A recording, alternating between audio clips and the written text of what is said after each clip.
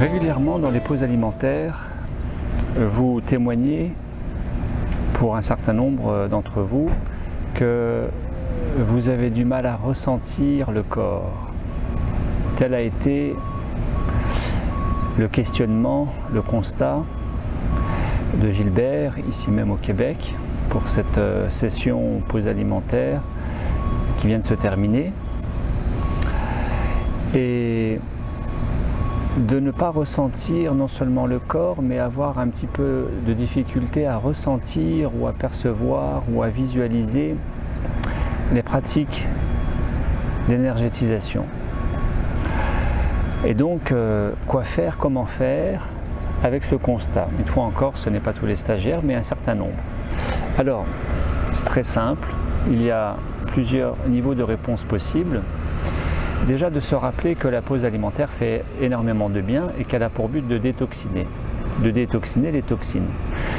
Dans le sens où plus nous sommes dans notre mental, moins nous allons ressentir le corps. Mais plus nous nourrissons de façon inadaptée au regard de la santé, au regard d'une nourriture la plus nourrissante et la plus salutaire au corps possible, eh bien, plus nous encrassons notre corps avec une nourriture dévitalisée, voire industrialisée, voire consommée de façon prise de façon mécanique, automatique et donc inconsciente, plus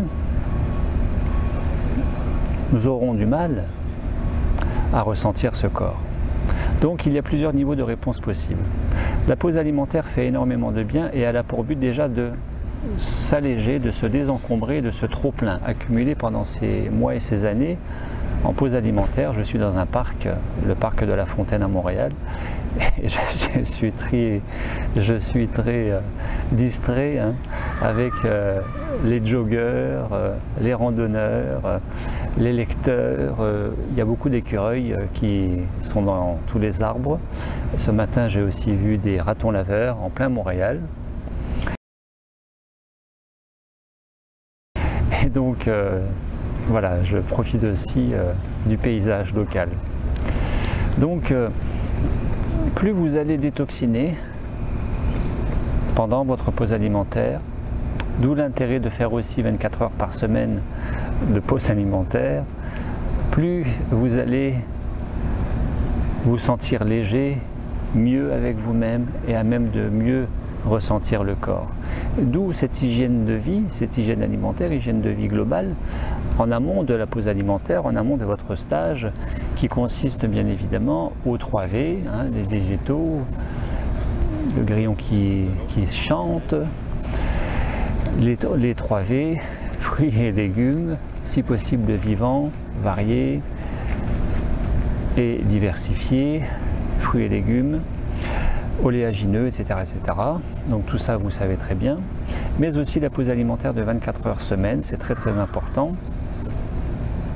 Ce qui permet de mettre l'organisme au repos, de le désencombrer, parce qu'il va embrayer sur cette détoxination naturelle, surtout si vous mettez plus de légumes verts qui sont naturellement désacidifiants, donc détoxifiants, pour restaurer davantage cet équilibre acido-basique et moins d'acidité. Il faut aussi le rappeler, l'acidité est le terrain de la maladie.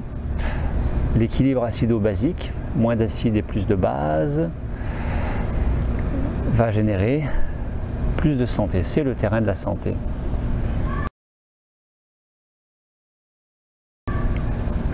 Donc, vous donnez du temps en pause alimentaire parce que nous arrivons en pause, il faut se poser, déposer, il faut lâcher le mental, se reposer parce que souvent il y a une accumulation de fatigue avant le fait d'arriver au stage chez un certain nombre de participants. Et donc, ça prend un petit peu de temps, quelques jours, 3 jours, 5 jours, 7 jours, une petite ou une grande semaine, pour commencer à aller mieux. De manière aussi à lâcher le mental. Lâcher le mental, ce n'est pas ne pas penser, c'est être davantage au présent sans s'opposer au mental. Très important.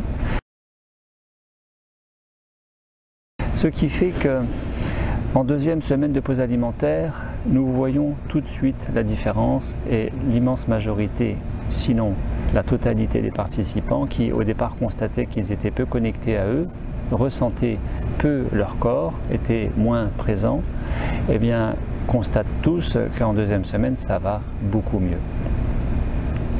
Bien évidemment, il va falloir aussi pratiquer l'ancrage parce que si vous êtes enfermé dans votre tête, si vous êtes beaucoup plus mental que corporel ou psychocorporel, eh bien le ressenti corporel est forcément plus délicat. D'où les pratiques d'ancrage que je suggère et que j'anime dans ces retraites qui permettent aussi d'être là, ici et maintenant, avec soi-même. C'est très très important. Bien évidemment, parlez à votre corps, parlez à son corps. Comment ressentir son corps si nous ne l'écoutons pas? Et plus que de l'écouter, eh bien, lui parler, communiquer avec lui. Combien de fois nous lui imposons toutes ces choses que nous faisons au travers de nos deux mains, deux pieds, deux jambes, deux bras, sans jamais lui demander?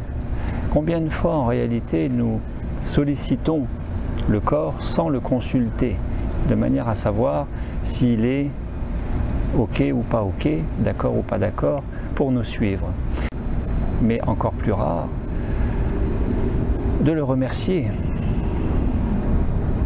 Et peut-être encore plus rare de le valoriser.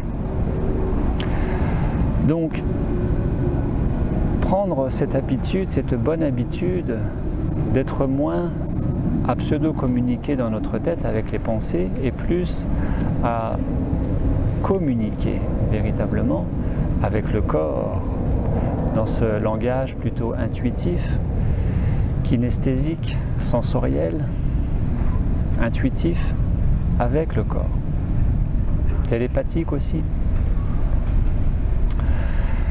Et puis, afin d'être davantage en conscience et en connexion avec le corps, eh bien souvenez-vous que l'activité physique fait énormément de bien dans votre vie. Ici même, il y a beaucoup de joggers par ce dimanche matin ensoleillé de 19 août 2018, ici même à Montréal dans le parc de la Fontaine. Et c'est pas pour rien, puisque l'activité physique, pour ne pas dire le sport, fait énormément de bien. Bien sûr, un bémol est apporté au sport, car en pause alimentaire, il est question aussi d'économiser son énergie et de ne pas s'épuiser. Maintenir le sport en pause alimentaire, en stage résidentiel, ou même chez vous si vous faites une pause alimentaire accompagnée par moi-même ou toute autre personne par Skype et téléphone, eh bien vraiment je vous suggère de vous économiser. Mettez les peurs de côté, mais soyez à l'écoute, simplement à l'écoute du corps et évitez de trop dépenser d'énergie, car vous avez besoin de cette énergie pour durer dans le temps, car qui va piano va sano, qui ménage sa monture va loin. Activité physique, c'est tout simplement marcher, ça fait du bien, ça déverrouille les jambes, ça draine les toxines, ça les élimine plus facilement, ça permet aussi d'éliminer ce bol alimentaire, ces résidus de sel qui ont tendance à stagner parce qu'il n'y a plus d'opération de la digestion et le péristaltisme, le transit intestinal, il est ralenti. Donc, au regard de cette vidéo sur pause alimentaire et activité physique, eh bien, vraiment, marchez, nagez, faites du vélo, et je dirais guère plus. Bien sûr, ce qui fait que nous sommes moins dans notre corps, avec notre corps, en conscience corporelle, et plus dans notre tête, c'est que nous nous déconnectons rapidement, facilement, aussi vite, dès lors que nous nous identifions à la belle voiture, à la belle maison, à la jolie femme qui est en train de passer, et que nous en oublions d'être ici et maintenant. Et le grand défi de la méditation, c'est d'être présent quant à son intériorité, bien sûr, mais aussi à l'extériorité. L'intérieur-extérieur sont une illusion, car si nous sommes le tout, alors il n'y a plus d'intérieur-extérieur. Quand la goutte rejoint l'océan, elle est à la fois la goutte et à la fois l'océan. Je suis le tout et le tout est ce que je suis. Donc il n'y a plus de distinction, de différence, de dualité, séparativité à entretenir. Il n'y a plus lieu d'entretenir ces nuances séparatistes entre intérieur et extérieur, mais ça permet aussi, malgré tout, de se faire comprendre.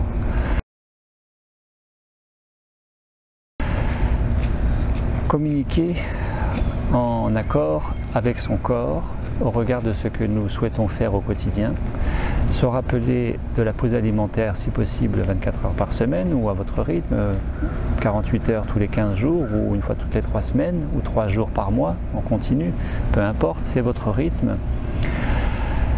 Se désidentifier de l'extérieur, l'activité physique, lâcher le mental.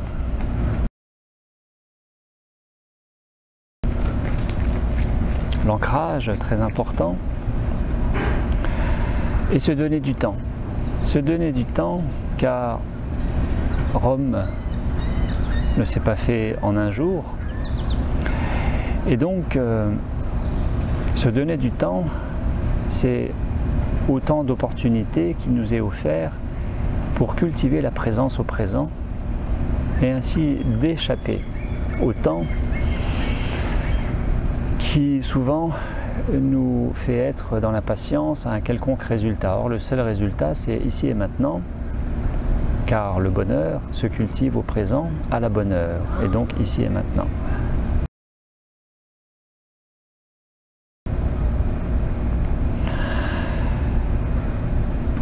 Belle journée à vous, à très bientôt, au revoir.